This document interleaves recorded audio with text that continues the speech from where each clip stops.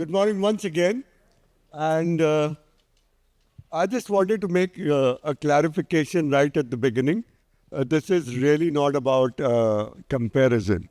I like to believe that all products coexist. Each product has a place in the bouquet.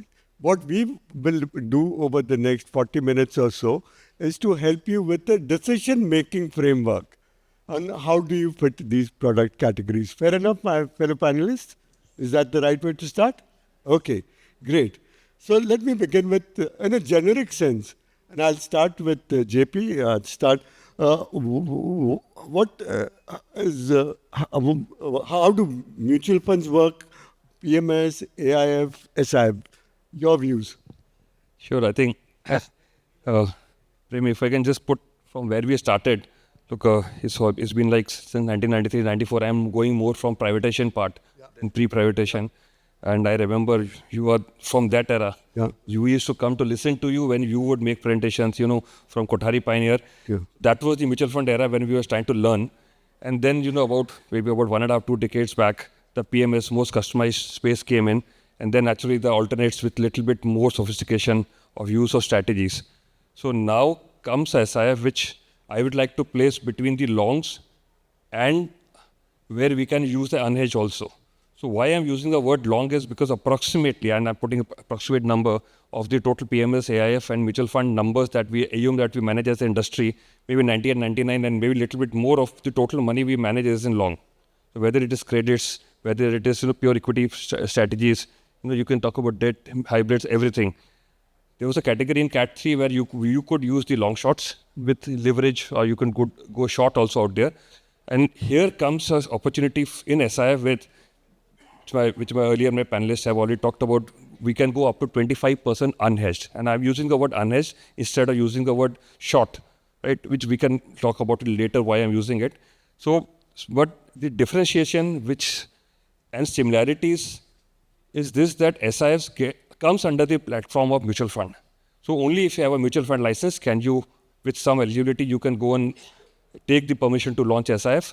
So different platform within the mutual fund. So automatically one of the biggest similarities with mutual fund, but differentiation with PMS and alternates is the taxation part. Okay. That automatically changes, and little bit maybe if there's some limitation in terms of using unhedged, at some time that may become a benefit also. Okay. Manish, you've done kind of hedge funds all your life, right? How do you see them primarily being different from mutual funds? What do you think, in a sense, is the difference in concept? We'll keep it very simple. Yeah. So I guess the biggest difference between mutual funds and some form of long short strategies is the focus or the mandate that each of these funds have. While mutual funds would typically have a benchmark that their performance would be judged against. For example, a large cap would be judged against a Nifty 50, and how better or worse you do against that benchmark. But a lot of times, long short strategies,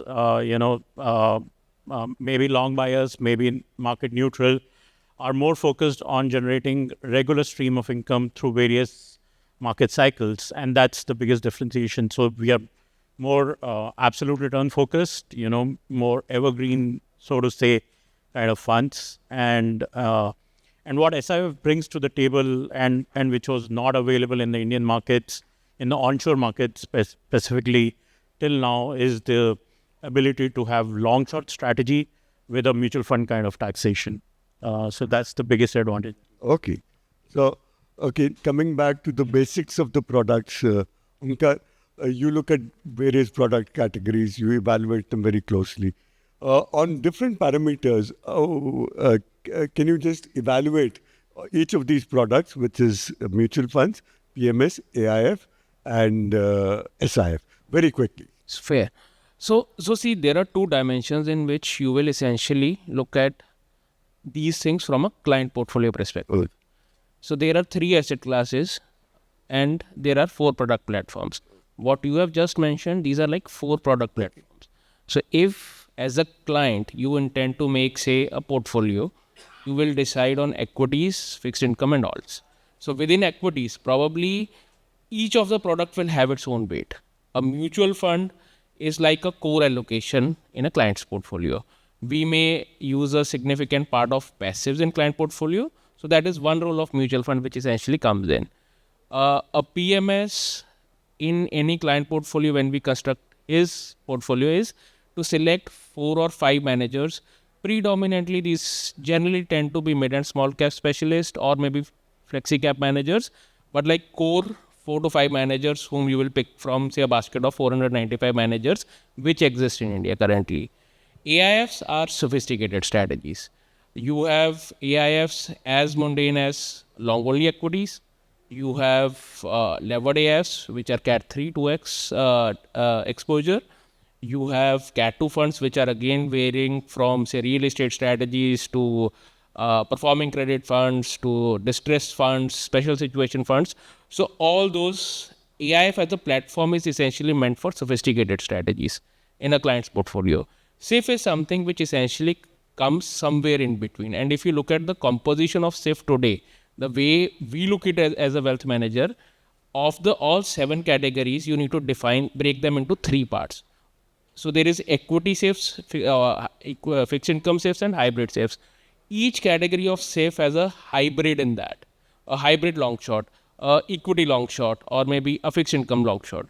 So inherently SIFs are meant to be a long short. The second category essentially is a sector rotation fund, which is given in, say, equities and fixed income. And you have a unique category, which is essentially an asset allocation fund. So SIFs for us would be somewhere between a hybrid category, which essentially is meant to reduce the risk of a client portfolio. And whereas a mutual fund or AIF or PMS essentially will be a market beta at least. So when we are constructing a portfolio in simplistic way, if I have to put it, your equities, if it is a beta of 1, it is fully volatile as compared to market, and your fixed income has a beta closer to 0. So SIFs somewhere come in between 0.5 to 0.6. And that is something which you need to keep in mind when you are allocating to SIFs. So I think every product has a role in play. These are PMS, mutual funds, AIFs, SIFs. They are all product platforms. When you are constructing a portfolio, look at asset allocation of according to asset class and then choose the best platform. All of them have a place in a client. Okay, got it. You put it quite well. Somnath, I wanted to dwell on certain other aspects of each of these platforms, which is in terms of flexibility, in terms of the risk involved, in terms of liquidity. How do these 4 platforms compare to each other? Yeah, so, the fact that we have 4 platforms like this is in some ways reflection of, India as a country and society. So we are a 50-50 country. We go 3 steps forward, 2.5 steps backward. So the evolution of so many different platforms is a function of us trying to catch up with what is the requirement of the market vis-a-vis what a set of tax laws allow and the markets allow. Mutual funds, for example, have the best tax treatment and hence have traditionally enjoyed the most favored status in the overall regulatory tax pantheon. PMS, on the other hand, did not, it sort of passed through. AIFs were meant to be something else, which is it was meant to be boutique strategies, private equity, long short, etc. But taxation worked in a fashion that long short in AIF became dead on arrival because you pay such punitive levels of tax because it's not a pass-through, it's taxed at the trust level. So SIF is a way to partially sort of handle that problem without fully getting there because, unlike an AIF, an SIF can only have 25% short exposure and AIF can go up to 2x of AUM in terms of overall gross exposures. So the evolution of these categories is a reflection of how the various regulators, sometimes the government, sometimes the regulators have tried to backfill requirements in the market. From therefore, liquidity, risk, and objective standpoint, they need to be looked at differently and looked at very specifically from the perspective of what the investment objective or the use case of that specific strategy is versus whether that category or that platform is meriting that kind of a use case.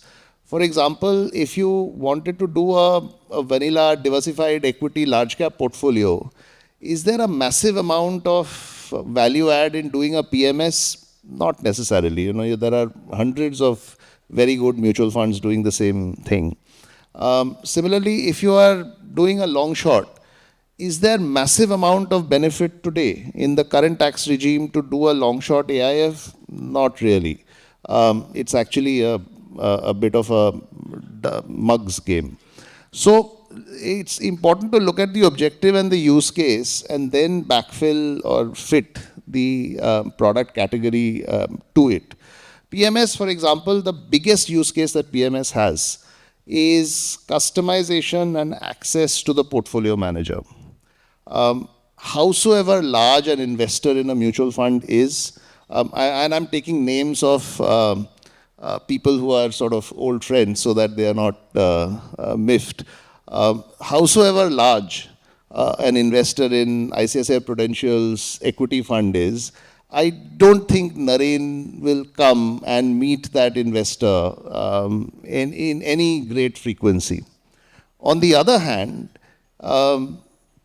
George, who's, my organization, we run a very large PMS ourselves, even a 10 crore, 15 crore investor in our PMS will have fairly regular airtime with George, who's our PMS CIO. So it is, the use cases have to be very sharply identified, recognized, and product categories fitted. I'll come back to you later again, because the way you seem to define it, the use case for some of these products seems to now shrink somewhat, okay? From what they were supposed to do, they're perhaps being done more efficiently by other platforms, but we'll come to that later, Somnath. Suranjana, as a product manufacturer, and I know that you have different products, how do you look upon the SIF category? Is it going to be at the cost of the mutual fund? Is it complementary? How does it work? When you draw out your business plans, what do you tell yourself? What needs are you serving in the marketplace? And I think good morning, everyone. And firstly, thank you, Prem, for having me as a part of the panel. I think what we are looking at right now is, firstly, mutual fund is the most egalitarian vehicle available in India. So basically, it's accessible to all. I think PMS was giving a lot of customization at the client level, and there could be more concentration in bets that could be taken. AIF was probably giving access more to sophisticated instruments, including the unlisted space, etc. So there was a demand for it. I believe what happened in the SIF space is the fact that there were people in India who are now becoming wealthier, have access to mutual fund, but they are looking for something a little more nuanced. And when they look for opportunities, what was happening is people were exploring opportunities in the maybe a little more unregulated universe. So what happened from the regulator's point of view, maybe they thought that, why not provide a universe where there are better disclosure norms, there is better regulatory adherence, give the, the entire foundation of the mutual fund, and then allow ideation there. So we thought there is a lot of ideation that can happen, which is probably one step ahead of the mutual fund space, but the exploring of ideas can be many. The other part is probably the fact that, the difference, the basic difference itself that is there, the fact that, the access ladder is different, this part that, you have the 25% of short that is allowed here. The fact that also, I think PMS, mutual fund, AIF, as well as SIF, they're all pooled vehicles.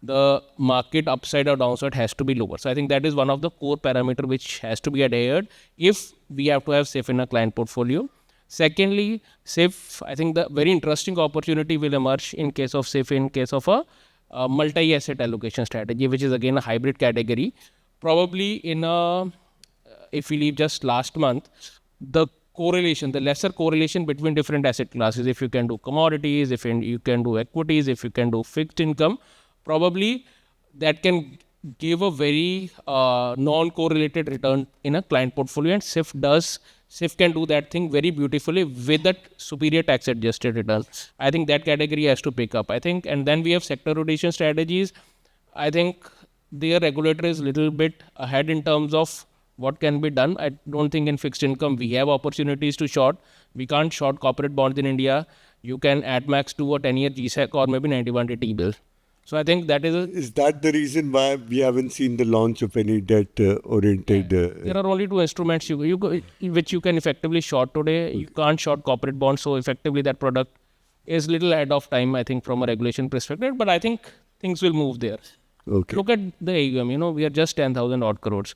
If you look at the peak AUM of, say, Cat 3 AIFs, which were maybe equity minus or debt plus kind of strategies, I think at peak they were around 30 to 40,000 odd crores. That's an estimate. So I think SIFs are even 1/4 of that also. So there is a huge headroom for SIF even from a historical perspective. Okay.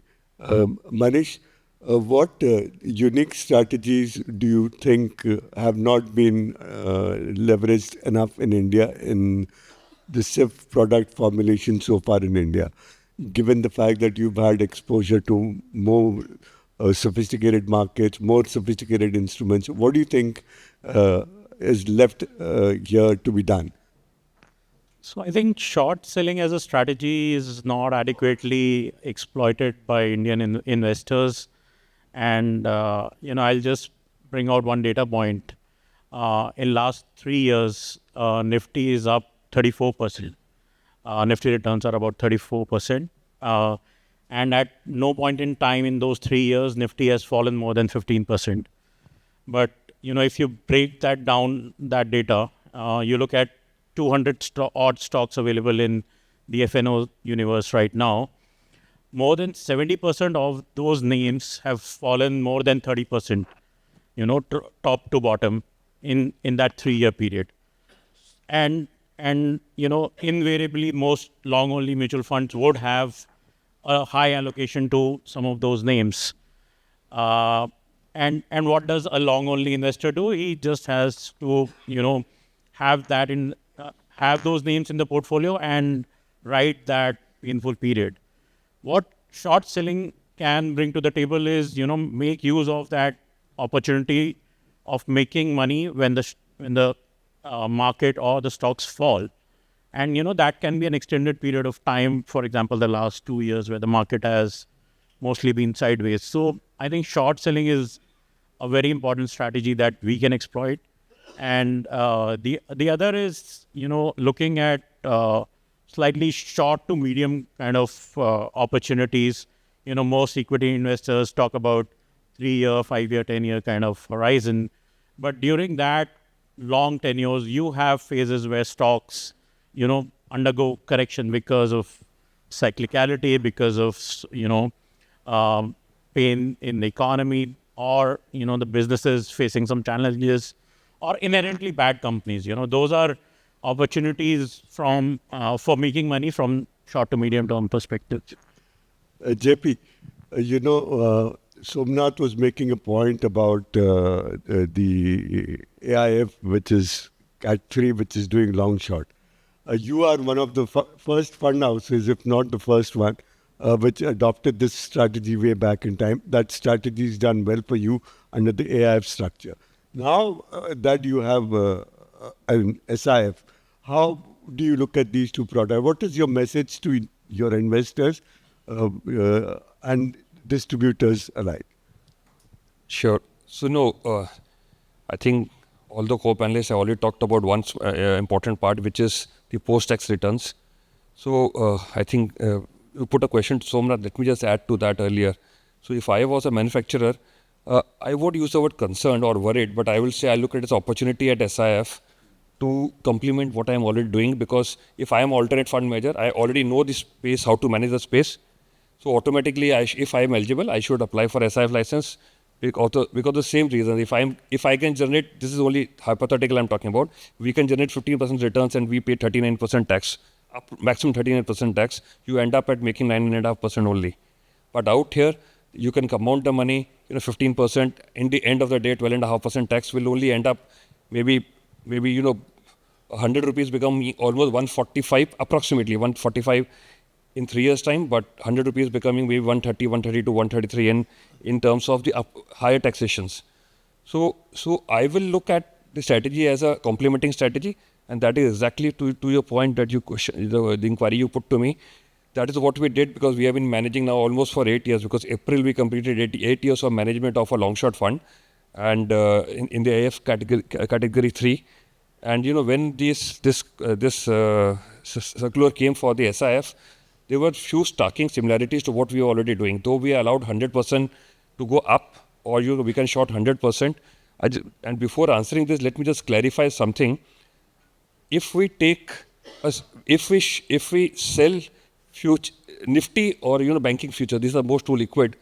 This is unhedged. It is a short strategy. It is in English, we generally tend to use the word English as hedged. So if I sell Nifty, it is not a hedge strategy. It is an imperfect hedge, so equal to unhedged. So while we talk about shorts, we are using more the word naked short for stock strategy. If I can sell stock X, Y, Z or whatever, right? But it is a mixture of both of them. And in the last 7.5, 8 years that we have managed, maybe on a highest single exposure of short that we have, including the, it was about 27, 28%. So we were near the unhedged positions out here. Only one lesser flexibility that we have in SIF is, in SIF, we need to be 80% invested. 80 to 100%, so 80% invested. The gross exposure of the portfolio has to be 80%. I remember when the circular came, we had myself and my CIO, Mr. Rajesh Bhatia, we went to meet SEBI once or twice. So we clarified few things out there, and we put them a suggestion that, look, if 85 can be 65, because how the flexibility goes away, and at 65, 80 to 65, lot of flexibility comes, especially even if 25 is unhedged, your portfolio can be managed in a better form. And in the earlier, I think Amit had put a question to Kohli. So if ever SEBI comes up with and says that 25 unhedged can be improved to 50, my suggestion will be that you come up with a separate category of saying this is 50% unhedged, this is 25. Don't, for many years we will be selling 25 unhedged category. Suddenly don't make it to 50, because the people who adopted it put their risk returns portfolio to 25. Don't increase to 50. If you want to increase to 50, let this be a conservative unhedged. Let that be a little moderate, higher unhedged position. So we were excited when the circular came, because we were managing it for many years. Only thing is we had to readjust to the regulation of the portfolio construction. And now we are almost like 3-4 months into the actual management of this product, and the equity long short part is about 1,100-1,200 crores as an industry, and I think we have about 1/3 share in that. We have done decently well, and I think even the industry is trying to pick up a lot of things in that. So excited, and as Onkar said, I think early days, giving early good signals, but a long way to go. Great. Okay, Somnath, you talked about use cases. So let's make it more practical for the audience here. I'll start with you, Suranjana. Scenario 1, there's a 50 lakh investor, SIP oriented. First time looking for an allocation outside mutual funds. Okay, what would your advice be to him? And you can even recommend continuing in mutual funds. So you're saying only SIP? He's done only SIPs so far. He's largely built his portfolio through SIPs. He's so far in mutual funds. What would you recommend to him? Should he continue with mutual funds? Should he get adventurous, look at SIFs, look at, he obviously can't do a PMS or alternates, but I think while SIP is a vehicle, it would depend on how much the person has built as a portfolio. So it would be a function of whether you have really had an experience of mutual funds. So like I said, I think for an investor who is a first generation investor who is starting investing, SIF may not be the first port of call, because you would want the client to understand the markets first, the basics of the markets, understand mutual fund, have a good experience. If he's built up, or he or she has built up a good portfolio already and has an experience of mutual fund, wants something a little more nuanced or sophisticated, then they can start looking at SIF. So like I mentioned earlier, we don't look at it as one against the other. We definitely look at this as something which is giving a little more, sophistication, a little more designing in the portfolio.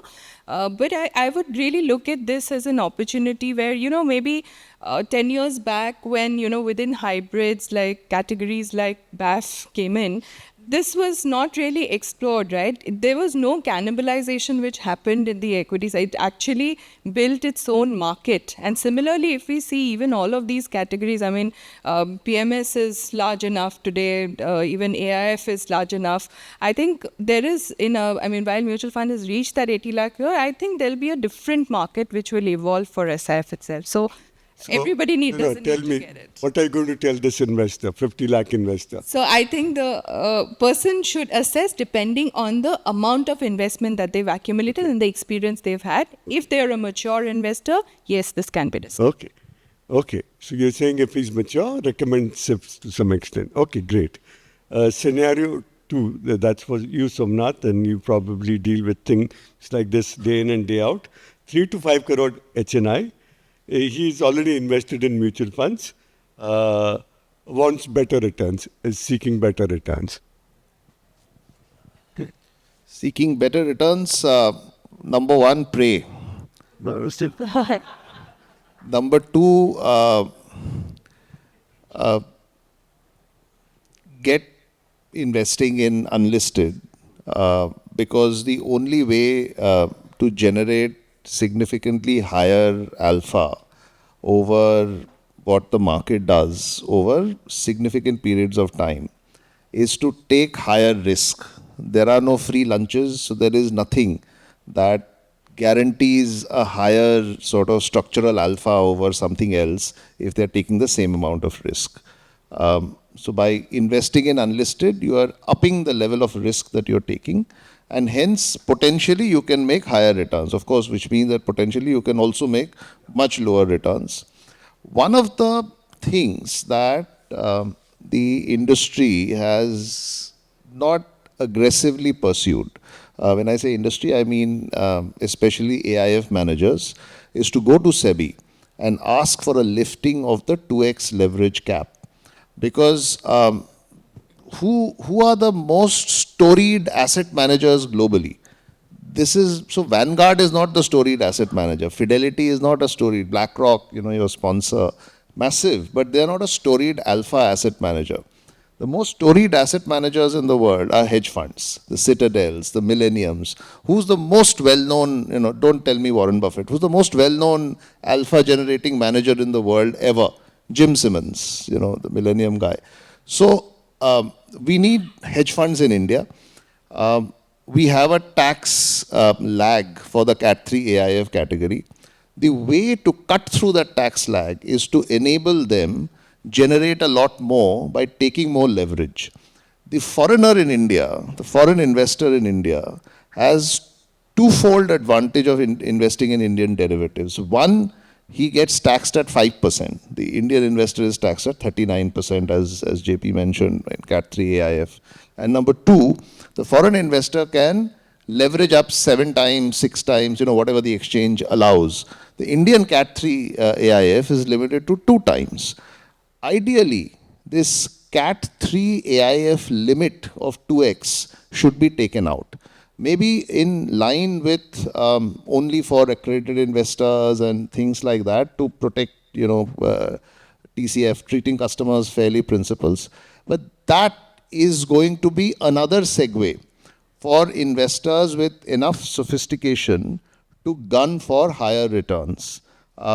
Incidentally, Millennium's most storied fund, the Medallion Fund, generates, legend says that they generate 35% post fees compounded every year.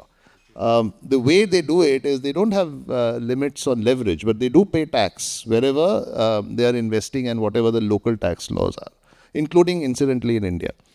So I would say that coming back to your question, somebody who's a reasonable HNI with experience in investing wants higher return, should up the level of risk, and private equity is the immediate sort of long only risk segue. Okay. So now we will go up the wealth ladder. Onkar, the 10 crore investor understands markets, okay, and he's open to complexity. So if he were to come to Nuvama, what would Onkar recommend? See, the asset classes will remain the same. It will be equity, fixed income, alts. For a 10 crore kind of client, the approach would be to have a higher allocation to alternates as compared to a 50 lakh guy. So at 10 crores, your alternate allocation can be up to say 30% of your portfolio also. And this alternate means the genuine alternate, which means it is not correlated or less correlated to equities and fixed income. The approach which a 10 crore guy essentially wants is, see, that guy has effectively created a wealth. He is looking for us as a wealth protector in a way. So which means our focus will be more on managing risk, which means I have to add more and more products in his portfolio which are less correlated to equities and fixed income. So maybe operating asset fund, REITs, InvITs, or maybe special situation funds. There are enough global special situation funds which are available. Probably maybe a few of international allocations via it can be either through a gift city or could be a VCC. All those things will be part of this client. SIF does a little bit of that part as well because you are anyways diversifying, but 10 crore client will have exposure to all these international investments, alts, which are not there in a lower ticket size client. The objective is to diversify risk and streams of income rather than increasing the return. Okay. Manish, with you, I'll divert a little because Somnath told us about Millennium, and you were with Millennium till about a month back, right? Yeah. So what's the secret sauce? No, so, I want to clarify one important myth about hedge funds is that they are very risky or there are like mavericks who, take risky bets on markets and stocks and move the markets. On the contrary, funds like Millennium, Citadel, Ballyesny, they are very risk conscious, I would say. Most of these funds are market neutral in the sense that, we in my previous avatars never took a call on market direction and still were able to make money by, hedge strategies like pair trades, special situations, and so on. And, you would be surprised by the investor profiles in some of these funds. It is pension funds and endowment funds, old retirees who invest in these funds because they are considered to be very safe and steady and at the same time give you a very strong, anywhere between 15 to 30% kind of dollar returns over long periods of time. So, and what's the secret sauce? The secret sauce is to manage risk very efficiently. We have, I've seen some of the best sophisticated risk models which monitor risk in real time, in terms of, what kind of factor exposures one has in his portfolio, whether you're exposed to momentum, whether you're exposed to beta, or you are, long oil, you are short interest rates, and all those kind of factors are very actively and, monitored in real time so that the portfolio manager is conscious and can hedge to all those kind of risk, efficiently, and at the same time, deploy risk-adjusted strategies to generate alpha. JP, you've been in the market very, very long time. Okay. I want to know from you, you've been doing mutual funds all your life, and now that you go to distributors, do you sense some excitement among distributors about SIF, or some apprehensions, or do you find them skeptical, or do you find them totally uninterested? What is it? So let me start the question on myself first. As you rightly said, too long in the market. So the first few weeks or month went into developing our own communication and, fighting our own friction because you have been long. Yeah. Although we have alternate, I won't say we don't have that. We have alternate and we have been doing that. And suddenly the language of my general salesperson has to go from, look, there is performance based, there's long fund, and now we are talking long short, which we are talking about risk adjusted returns. So whenever you're doing that, there's a lot of confusion, which will naturally develop with whoever you are talking. And previously I think Amit was comparing it, and Amit put few questions out there, and he was and very humorously, and I would say very cynically, he put right questions because these are too early days. But there is excitement, there is cynicism, there is some of the distributors are saying if my objective is being met by long, मैं mutual fund कर दूँ, 3-4-5 साल रख दूँ, the 10 years रख दूँ, why do I need long short and so on? So let me put the question you put to Suranjana to myself. If I have 50 lakhs, what I'll do? Look, if it depends upon if I made 50 lakh and how near I am to my goals.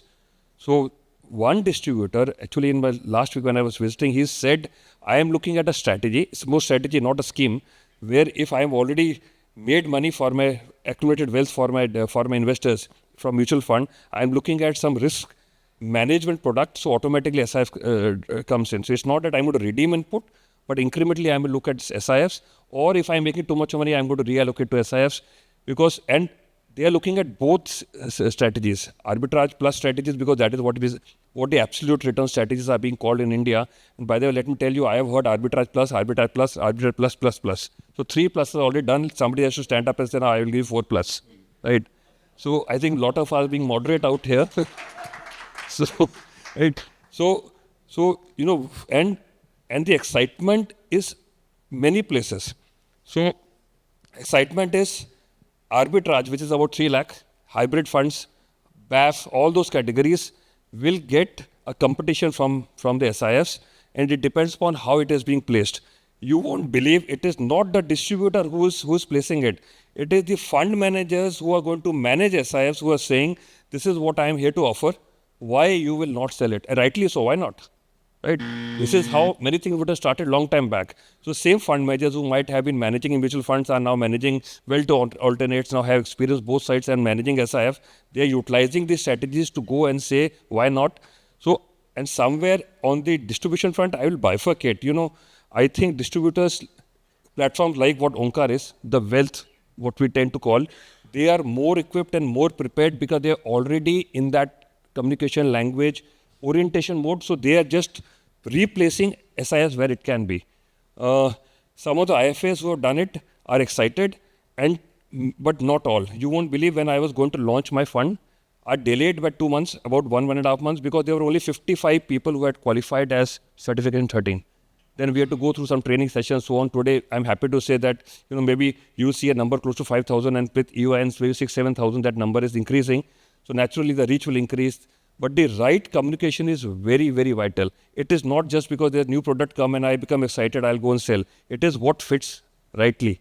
And people I think is happy. I'm so happy and grateful because when Anita came to meet me and, the questions that you've been putting, and I'm sure the whole day you'll continue, somebody has taken, if we were some of the first ones who came in to launch, and still I think it's not even 1 year, so many people are launching.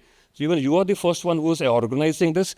So when the thought process comes in, discussions comes out, I think a lot of things will evolve, and maybe we'll move towards, instead of saying buyer's behavior, we'll move to buyers becoming more aware. And and what I will say, because this is the forum of distribution, so let distributors be more aware.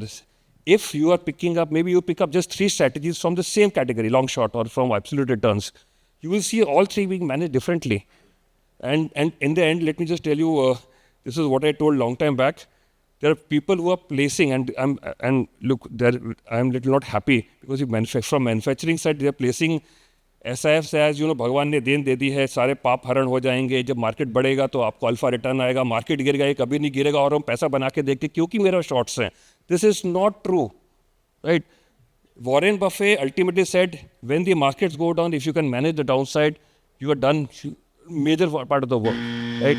So let that be the beginning point of risk management. And what I'll tell you, the risk-adjusted returns are investors or distributor tend to remember जब बुरे दिन आते हैं ना तो भगवान याद आता है, तब risk-adjusted returns याद आती है. Let that not be the case. Let it be a regular kind of allocation. Yeah. Okay. We've run out of time. I'll give Suranjana the last word. What would be the mistake you would urge this audience to avoid when recommending SIF to their clients? Yeah, I think when we are recommending SIF, I think one of the things which to our mind as a manufacturer comes into the view that we should look at the liquidity requirement of the client, because a lot of these products are coming with different liquidity windows. I think it's very important that if a client has called you earlier to ask for money in 24 hours, that may not be the client. There are products which will have shorter windows, but we should know which is what. The other is probably we shouldn't crowd a client's portfolio with a product which the client is not able to understand. Because what is happening is, I think the communication needs to be absolutely simplified. If it is not simplified, a lot of times there is a risk of actually, sort of selling the product which they actually don't require. Because otherwise the catering which is happening, the requirement which is being catered to, that segment will not end up coming. It's again the super HNI segment which will end up participating in this. If we really want to scale up, I think communication has to be simplified. If the communication starts with a client who wants to understand the product, then only it would make sense to talk to them. Okay, great, Suranjana. I'd like to sum up the core of our discussion as, the winners won't be the ones who will sell the maximum mutual funds or the maximum SIFs. The winners will be exactly who know when to use what, right? And that has been the effort of our panelists today to clarify to you and to help you arrive at a better decision-making framework. Thank you all for being such patient listeners.